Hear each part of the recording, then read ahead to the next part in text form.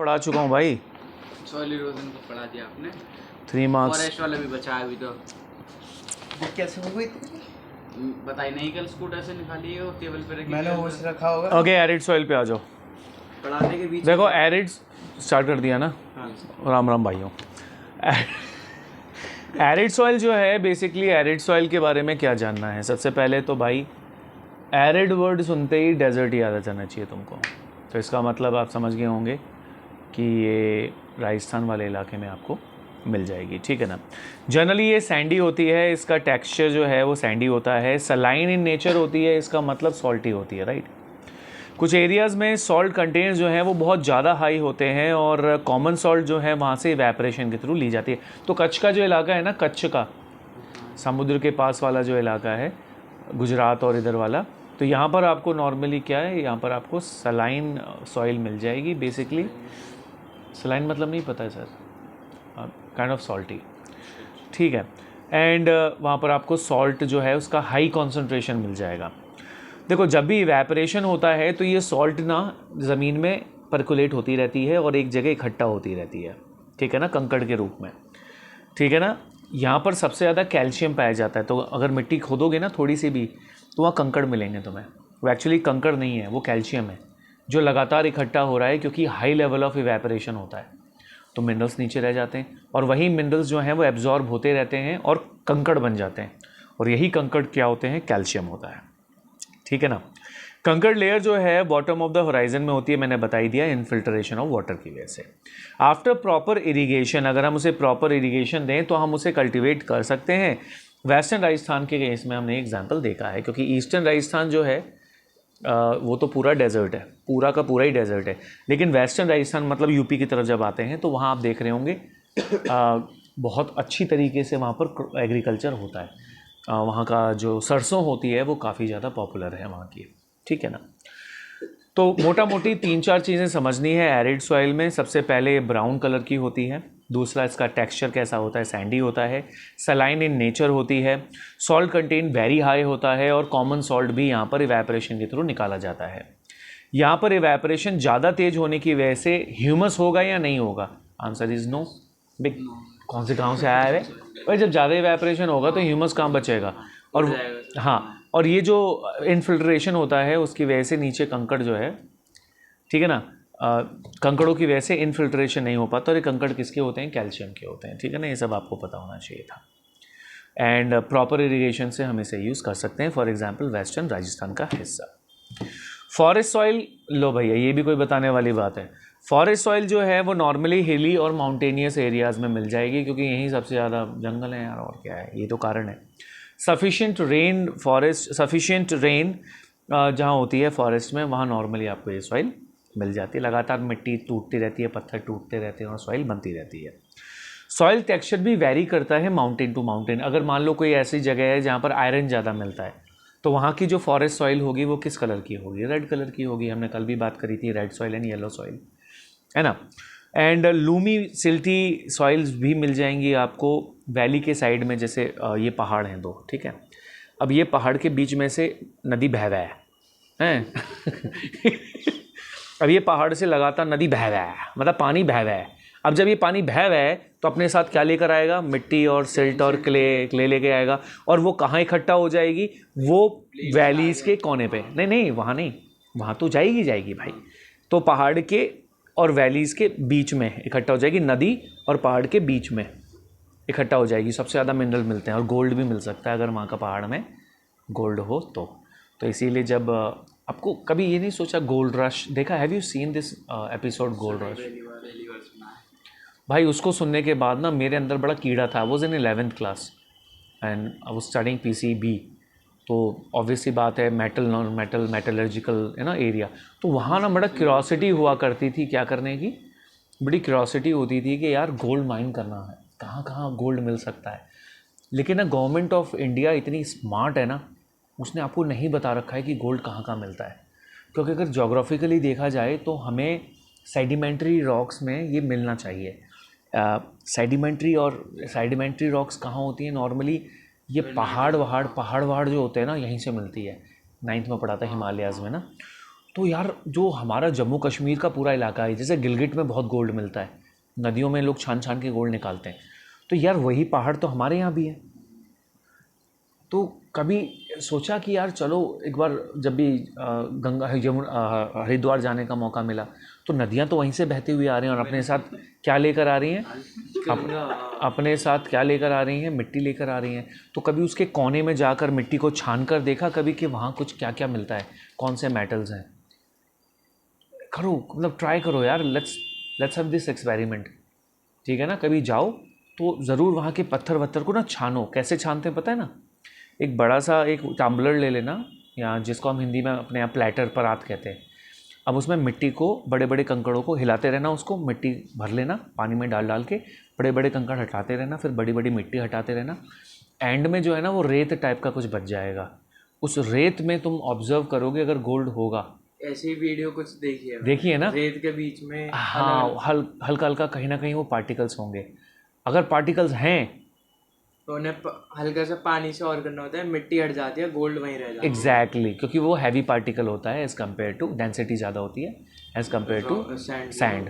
तो metal detector भी तो ले लेते हैं वो भाई मेटल, कंकड़ जितनी गोल्ड में मेटल डिटेक्टर यूज नहीं, करेगा। It will work, he is right, it will work, लेकिन कौन सा मेटल है, कौन सा मेटल है। हो सकता है वहाँ पर किसी ने केन फेंक रखी हो, वो चीज़ तो नहीं कर सकते ना, वो तो मैनुअली करना चलो पड़ेगा। मिट्टी में दिखा भी तो वो कैसे बीनेगा मेटल डिटेक्टर से। नहीं, वो तो सेकेंडरी है, पहले ये तो आइडेंटिफाई हो कि वहाँ है या नहीं है। तो पहाड़ में अलग नहीं, हालांकि it is under public sector, तो हम प्राइवेटली पर्सनली नहीं कर सकते हैं माइनिंग, लेकिन you should know, should have an at least an experience कि भाई ऐसा कुछ हो सकता है, होता है। क्योंकि मैं तो यही ऑब्जर्व करता हूँ, देखो साउथ में हर जगह पर आपको गोल्ड मिल जाएगा, जो मेन माइंस है ना। KGF देखिए मूवी, तो वहाँ भी माइन है। भाई वो माइन वहाँ क्यों है, क्योंकि वहाँ वोल्केनो रहा होगा जिसने। तो भाई ये जो हिमालयस बने, ये किससे बने हैं, ये तो नीचे से भाई प्लेट कन्वर्जेंट हुई, गोंडवाना लैंड क्लास 9th। तो कन्वर्जेंट बाउंड्री, डाइवर्जेंट बाउंड्री, तो ये तो कन्वर्जेंट हुई है, तो ज़मीन के नीचे से चढ़ गई हैं और ऊपर से पहाड़ बना दिए। तो यार यहाँ तो बहुत कुछ होगा, रिसर्च करो। इसलिए नहीं क्योंकि इससे पैसा कमाना, इसलिए कि तुम्हारे अंदर के जो कीड़े हैं ना, डिज़ायर हैं, वो थोड़े से शांत हो। आई विश मैं कर सकता, और आई बिलीव नेक्स्ट ईयर जब मैं जाऊँगा तो पक्का एक्सपेरिमेंट तो करूँगा चुल्लबाजी में ही। वहाँ से पत्थर तो मैं कलेक्ट करता हूँ अलग अलग रंग के, जो घर में हम लोग रखते हैं, लेकिन I never thought of doing it. अब अचानक ही फॉरेस्ट आया है तो फिर कर लेते हैं। हाँ देवी, हाँ मैं खा लूँगा उससे, बस ख़राब ना हुई हो। बेटा लड़के लाऊंगा अभी टी-शर्ट ठीक, खा लूँगा, मेरा क्या है, गरीब आदमी हूँ मैं तो कैसे भी खा लूँगा। ठीक है, तो क्या बना रही हो उसके साथ, कद्दू के साथ? पतली सी है, फटी जाएगी। चलो रोटी बना लो, कोई बात नहीं, अब तो हो गया, रोटी बन गई। मैं तो उससे भी खा लूँगा, तुम्हें पता ही है। ठीक है, चलो वही बना लो यार। चल आवाज़ तो आएगी, फटेगी। सो तो पॉइंट इज, फॉरेस्ट सॉइल का बारे में पता पड़ गया एक्चुअली आपको। इतना हवसी लौंडा है यार ये, मैं कुछ देर रुक ही जाता, कुछ देर रुक जाता, चैप्टर चल रहा है यहाँ ठूस रहा है तू। चलो आगे से। भाई घर पे खाने को ना मिलता है, क्या कुछ में पापा को भी ऐसे कहता होगा, उसने लिया है तो देखना अलग होता है, ठूसना अलग होता है। मुझे तो ये भी पसंद नहीं आता कि जब हम बैठे होते हैं ये दूध पीने और चाय पीने चला जाता है अंदर। जब देर में हाँ कर रहा, हाँ अब कर रहा लेट में, हाँ। और जहाँ तू बैठा वहाँ थोड़ा आराम से बैठी हो, फिर गाली दे दे कुछ, क्योंकि वहाँ कुछ है। चलो आगे चलते हैं, चलिए। बात से पहली हुई थी सब मैं नीचे आता। अच्छा, तो वैलीज़ का जो साइड वाला इलाका है वहाँ तो आपको लूमी और सिल्टी सॉइल मिल जाएगी, यस और नो? ये मैंने आपको बता दिया ना, माउंटेन के एजेस पर, कोने पर, जो वैलीज़ पे जुड़ता है। और जो अपर स्लोप होते हैं ना बेटा, वो बहुत ज़्यादा कोरस होते हैं, वहाँ पर आपको पत्थर मिलेंगे, मिट्टी कम मिलेगी, यस और नो? ठीक है। तो इन स्नो कवर एरियाज, जो स्नो कवर्ड एरियाज होते हैं हिमालयाज़ के, यहाँ पर जो सॉइल जो है लगातार डेनुडेशन होते रहता है, उनमें लगातार वो टूटती फूटती रहती हैं, और लैंडस्लाइड के साथ साथ मिट्टी भी और वॉल्केनिक बोल रहा हूँ, एवलांच के साथ साथ ये मिट्टी भी साथ साथ नीचे आती रहती है। And are acidic with low humus content. देखो ये मैं बिलीव नहीं कर पाता हूँ जब भी मैं पढ़ाता हूँ कि ऐसी जगह पर आपको एसिडिक सॉइल कैसे मिल जाएगी जहाँ इतना पानी है, but fact is acidic soil मिल जाएगी आपको और लो ह्यूमस भी यहाँ पर को मिल जाएगा। मे बी बिकॉज लगातार पानी बह रहा है, बारिश होती रहती है, स्नोफॉल होती रहती है, may be that is why सारे जो aquatic means water alkaline material सारा बह जाता है और एंड में क्या बच जाता है, एसिडिक सब्सटेंस रह जाता है। मैंने सर पीएच पेपर डाल के देखा। नहीं वो सर को बोला चाट के भी पता पड़ जाता है। आज बता तो रहे थे। हाँ, द सॉइल फॉर्म्ड इन अच्छा आज पढ़ा दिया, चलो बढ़िया आज एग्जांपल दिया। चलो कंप्लीट करते हैं पहले, कॉमेडी में चले हैं वो जाएंगे। आईएएस बन जाएंगे वहाँ जाके। ठीक है। The soil found in the lower parts of the valley particularly on river terraces and alluvial fans and fertiles. ठीक है, तो रिवर टेरेंस जो होते हैं मतलब रिवर के जो पास के इलाके होते हैं और जो एलिवल फैंस होते हैं, एलिवल इलाके होते हैं, वो काफ़ी ज़्यादा फर्टाइल होते हैं। ठीक है, पॉइंट हमें क्या याद रखना था, हमें बेसिकली ये जानना है कि ये जो फॉरेस्ट सॉइल होती है ये फॉरेस्ट में मिलती है। ठीक है ना, ये हिली एरियाज़ और माउंटेन के इलाके में ज़्यादा मिलती है। हिमालयाज़ की अगर एग्जांपल दें तो लगातार बारिश की वजह से ये बहुत ज़्यादा एसिडिक हो जाती है और उसके बाद ये बहती है और जाकर इकट्ठा होती है वैलीज़ में। ठीक है ना, और वहाँ पर नॉर्मली ये काफ़ी लूमी और सिल्टी होती है। लेकिन जो पहाड़ का इलाका होता है वो बहुत ज़्यादा हार्श या रफ़ होता है, वहाँ नॉर्मली पत्थर ही होते हैं। और कैन यू इमेजिन उन्हीं पत्थरों पर पेड़ उगते हैं।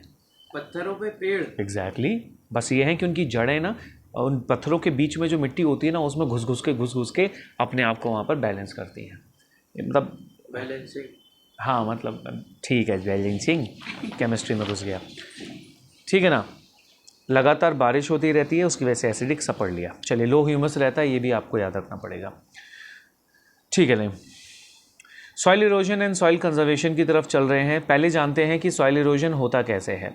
ठीक है ना, तो बैलेंस, हाँ, तो सबसे पहले हम ये देख लेते हैं कि डिफॉरेस्टेशन एक बहुत बड़ा कारण है जिसकी वजह से सॉइल इरोजन होता है। Over irrigation, construction and minings, ये भी बहुत बड़ा रीज़न है, हम ऑलरेडी भी पढ़ चुके हैं। ठीक है ना, ये पॉइंट तो है ही है। जबकि नेचुरल कॉजेज़ भी होते हैं, ये तो मैन मेड हो गए। अगर हम बात करें विंड का चलना, ग्लेशियर्स का पिघलना and soil erosion due to flood, ये कुछ नेचुरल कॉजेज़ हैं जिसकी वजह से क्या होता है, सॉइल इरोजन जो है वो होता है। ठीक है ना, एंड बैडलैंड्स भी बन जाते हैं कभी कभी and make deep channels as gullies, gullies जो हैं वो बन जाते हैं एंड डीप चैनल्स। गुलीज क्या होते हैं बेटा? गलीज मतलब कुछ ऐसा हो गया जैसे मान लीजिए ये एक लैंड है, पीस ऑफ लैंड है और यहाँ से एक नदी बह रहा है और यहाँ से भी एक नदी बह रहा है। अब अचानक यहाँ बाढ़ आ जाती है, बाढ़ आने से छोटी छोटी नदियाँ यहाँ बन जाएंगी और ज़मीन को कैसे काटेंगी, ये रही ज़मीन का पीस, इसे यहाँ से भी काटेंगी यहाँ से, और काटते काटते काटते काटते कई मीटर तक नीचे आ जाती हैं, कई मीटर तक नीचे आ जाती हैं और उस लैंड को लगातार वो क्या करती रहती हैं, काटती रहती है। उसकी वजह से क्या होता है, अलग अलग से स्ट्रक्चर बन जाते हैं। इसका एक अच्छा एग्जाम्पल मैं दे सकता हूँ तुम्हें, वीरप्पन नहीं, ये आपका ये जो ग्वालियर से नीचे है क्या है, चंबल के इलाके में कभी गए हो तुम लोग? अच्छा, भी तो तुम 15 ही साल के हो ना। तो एज का भी कुछ होता है? नहीं, वो इसलिए होता है क्योंकि जितनी उम्र है उतना घूमे होगे ना।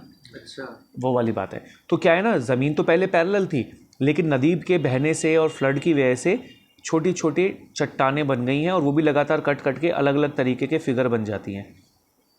तो वहाँ पर खेती तो हो ही नहीं सकती क्योंकि वो मिट्टी लगातार कट रही है। दैट इज, हाँ, शफल, डिसइंटीग्रेटेड डिसइंटीग्रेटेड टूट फूट जाती है, तो वहाँ तो खेती हो ही नहीं सकती। चलो नेक्स्ट पे चल रहे हैं भाई। शीट इरोजन भी होता है, ऊपर की टॉप लेयर ही उड़ जाना, उसे क्या कहते हैं, शीट इरोजन। ये भी फ्लड की वजह से टॉप लेयर ऑफ सॉइल उड़ जाती है। हाँ, टॉप लेयर ऑफ सॉइल। और उसके अलावा विंड जब बहुत तेज़ी से चलती है तो हम जानते हैं विंड भी अपने साथ मिट्टी को, रेत को, टॉप सॉइल को अपने साथ इरोड कर जाती है। वो भी एक कारण है जिसकी वजह से सॉइल इरोजन होता है। कभी कभी क्या होता है, किसान खेती ही गलत तरीके से करता है, प्लोइंग गलत तरीके से करता है, रॉन्ग वे में, और उसमें क्या होता है, पानी जो है मतलब क्या होता है, देखो जब हम खेती करते हैं, तुम लोग तो किसान नहीं हो, हम तो किसान बैकग्राउंड से हैं, तो जब खेती की जाती है ना तो पूरी ज़मीन को पैरेलल किया जाता है इक्वल एल्टीट्यूड पे। क्यों? कि अगर वो इक्वल होगी और पानी बहेगा तो वो इक्वली डिस्ट्रीब्यूट हो जाएगा। लेकिन अधिकतर तो नहीं, किसान तो हमारे यहाँ बड़े इंटेलिजेंट हैं, लेकिन जो बेचारे अनपढ़ गंवार जो जितने इनएक्सपीरियंस जो किसान होते हैं ना, वो लेवलिंग ऑफ फील्ड नहीं करवाते। उसकी वजह से क्या होता है, एक जगह पानी डालते हैं, पता पड़ा वहाँ से बह के एक तरफ आ गया, तो वहाँ की सारी टॉप सॉइल उड़ के कहाँ जाती है, बह के एक दूसरी साइड चली जाती है कोने में। तो लेवलिंग जो है वो प्लोइंग जो है ना वो बड़ी समझदारी से करनी चाहिए। प्लस पूरे खेत में एक साथ पानी डालते हैं, जबकि ऐसा करना नहीं चाहिए। They should divide the whole land into small क्यारी, है ना, स्मॉल फील्ड गार्डन, और या फिर नहीं, वो हम आगे पढ़ेंगे। तो हम ही प्रॉब्लम पढ़ रहे हैं कि कौन कौन चीज़ों से पानी सॉइल जो है वो इरोड हो रही है। तो हमने देखा बेकार तरीके से प्लोइंग करना। दूसरा हमने देखा कि विंड और एयर की वजह से, विंड एयर मतलब बात एक ही थी, विंड की वजह से और पानी की फ्लड की वजह से सॉइल इरोजन होना। Water distribution. फिर हमने देखा कि ग्लेशियर्स की वजह से और बारिश की वजह से। अब हमने मैनमेड भी देखा, डिफॉरेस्टेशन देखा, and pollution and synthetic fibres का यूज़ करना, और सो ये चीज़ें ना, माइनिंग करना। Very good.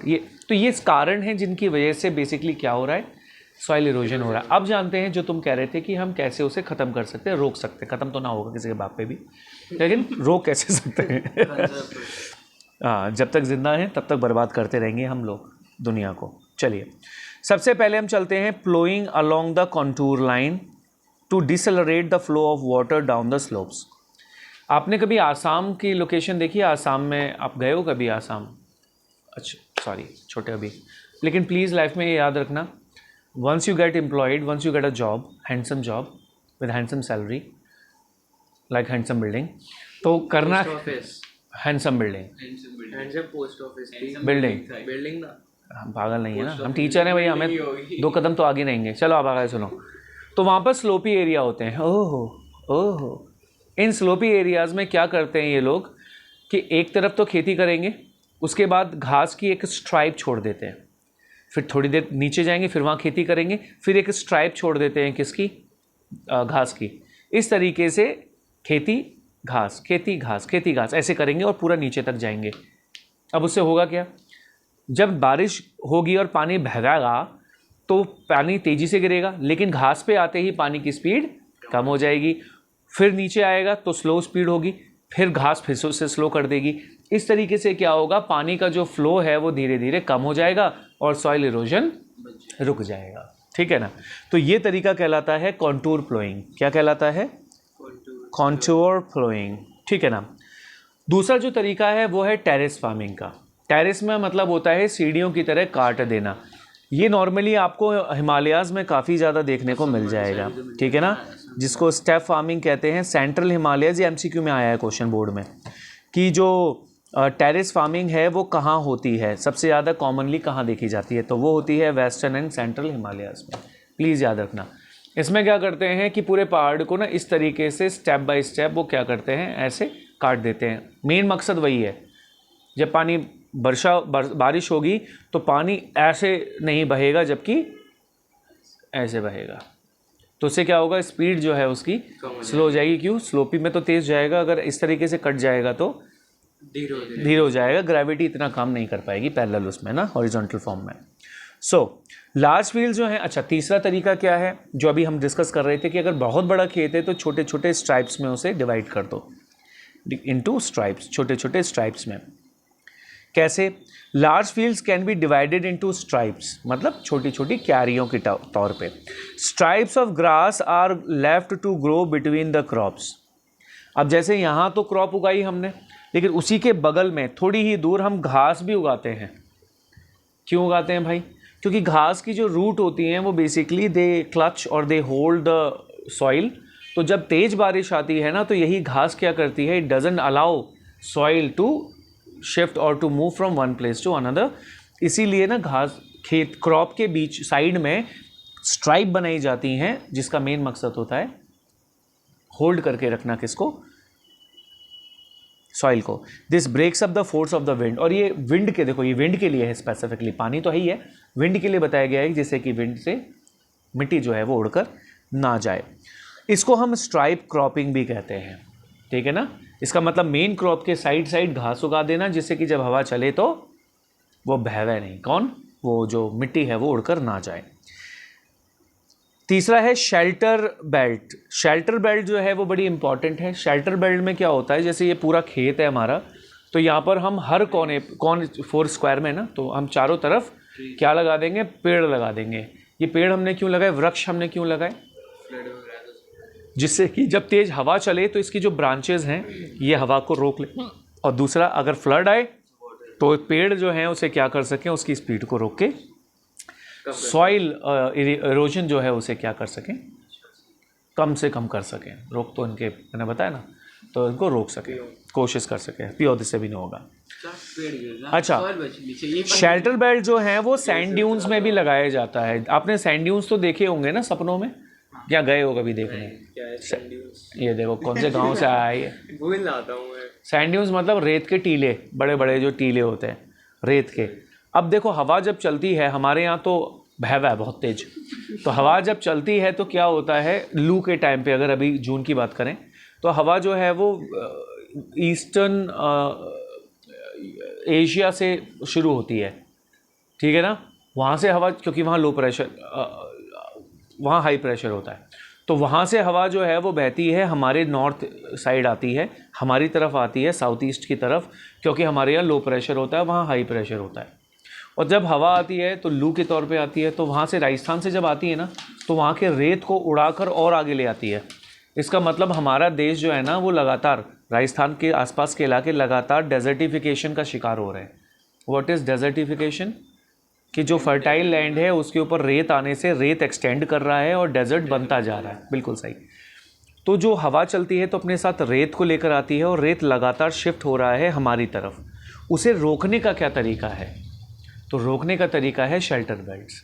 जब हम ड्यून्स के आसपास पेड़ पौधे लगा देंगे तो यही जड़ें क्या करेंगी, एक तो रेत को क्लच करके रखेंगी, प्लस अगर रेत उड़कर आएगी भी तो ये क्या करते हैं, उसे बचा लेते हैं। अब कैसे, इसका देखो, अब वहाँ पर हम गन्ना तो उगा नहीं सकते ना भाई गन्ने को तो बहुत पानी चाहिए होता है। वहाँ पर हम तो क्या उगाएंगे, तो वहाँ पर हम कैक्टस, कोकोनट बोल रहा था मैंने, दोनों मिक्स कर दिए। कैक्टस जो है उसे हम क्या कर सकते हैं, कैक्टस को हम उगाते हैं। क्यों उगाते हैं? जिससे कि क्योंकि कैक्टस को कम पानी चाहिए होता है, मॉइस्चर से ही वो ले लेता है, और उसको वाटर होल्डिंग गया तेल लेने, बेसिकली उसकी रूट जो है उसकी जो रूट है वो क्या करती हैं, वो होल्ड करके रखती हैं किसको, सैंड को। और सैंड जो है फिर उससे आगे नहीं बढ़ती है, और जो डेजर्ट सराउंडिंग्स में रहती है। एग्जैक्टली। तो और ये एक बहुत लंबा अच्छा इसका एग्जाम्पल दे सकता हूँ, चाइना भी यही कर रहा है। गोबा गोबा नाम की है, गोबी गोबा कर रहा हूँ।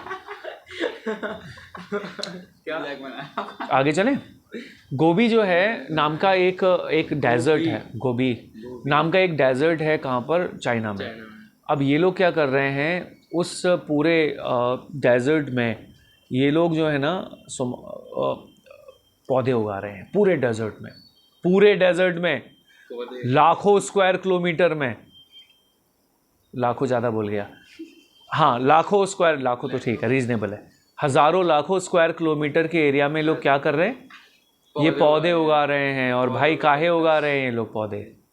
कैक्टस ही उग पाएगा? नहीं, ऐसी टेक्नोलॉजी वाले पौधे हैं, मरे हुए रहेंगे, लकड़ी सी उसे गाड़ते हैं और फिर कुछ दिन बाद वो वहाँ पर वो पौधा पूरा उग जाता है भाई। टेक्नोलॉजी हाँ, बहुत तगड़ी वाली। और इस तरीके से उनका लक्ष्य है 2030 या 35 तक पूरे गोभी को क्या बनाना है, हरा भरा बनाना है। ठीक है, गोभी नाम है, हेल्दी गोभी बनानी है, बिल्कुल सही बात है। चलो भाई, खत्म, जयराम जी की टाइम भी खत्म हो गया। नहीं, टाइम तो खत्म नहीं हुआ होगा अभी। चलो बंद करोगे 2-3 दिन हाँ, की वीडियो बंद कर दो। इसमें नहीं, इसमें तो बिल्कुल नहीं, क्यों बंद कर दो। उस दिन ले तो ली थी मैंने 2-3 दिन की वीडियोस, आज की रह गई है बस। 4 वीडियो। चलो भाई, सब्सक्राइब करिए, लाइक करिए। आप लोगों को मैं इन्फॉर्मेशन भी दे रहा हूँ और हम इंजॉय भी कर रहे हैं, तो प्लीज़ जितना हो ज़्यादा हो सके लाइक और सब्सक्राइब कीजिए, शेयर भी कर दीजिए किसी 10th वाले बच्चे को जिसको पढ़ना है। Thank you so much.